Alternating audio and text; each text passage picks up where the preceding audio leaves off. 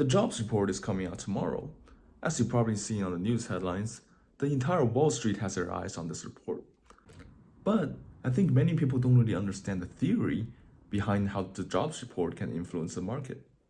Most economists consider unemployment as a lagging indicator. So it's something that only records what has already happened due to other changes in the economy. For example, unemployment rate can change due to immigration, the pandemic, natural disasters, or a recession. It's usually a response to certain economic events. Well, you might wonder, if unemployment rate is only influenced by the start of something else, why do we care about unemployment?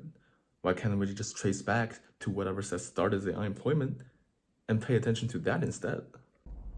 Well, it's actually because the unemployment rate can produce a lot of valuable insight for the future state of the economy, especially what the Federal Reserve will do. For example, if the jobs report come in too good, like even below the natural rate of unemployment, like a 2 to 3%, it can actually be bad for the stock market. When the rate of unemployment is too low, it means that people have too much purchasing power. Everybody's got a job, so we'll all spend money, and that could lead to higher prices. Also, because unemployment is too low, people have much higher bargaining power in the labor market. That could also lead to higher prices. The Fed would likely respond to this by increasing interest rate, because we know the Federal Reserve has a dual mandate: maximum employment and price stability. If they do so well on the first one, they'll choose to sacrifice a bit of it for the second.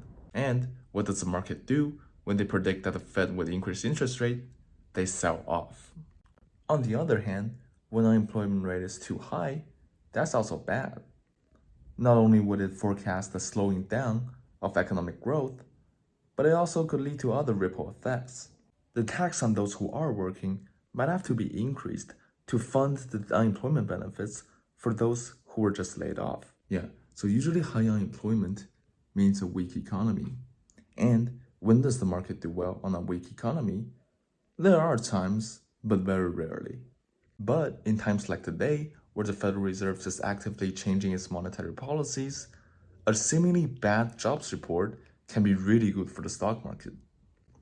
If unemployment rate jumps through the roof, it might mean that the Federal Reserve should stop increasing interest rate.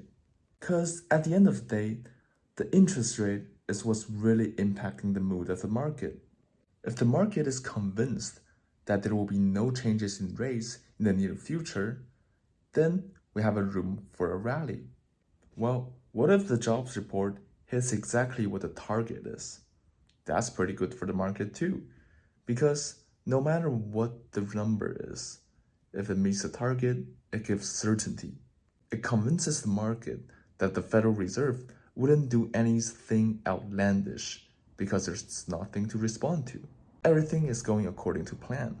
So in summary, when unemployment rate is too low, that's usually bad for the market because they anticipate higher inflation and thus higher interest rate. When unemployment rate is too high, that's usually bad for the economy. But in times like today, that could mean fewer rate hikes from the Fed, which is good for the market.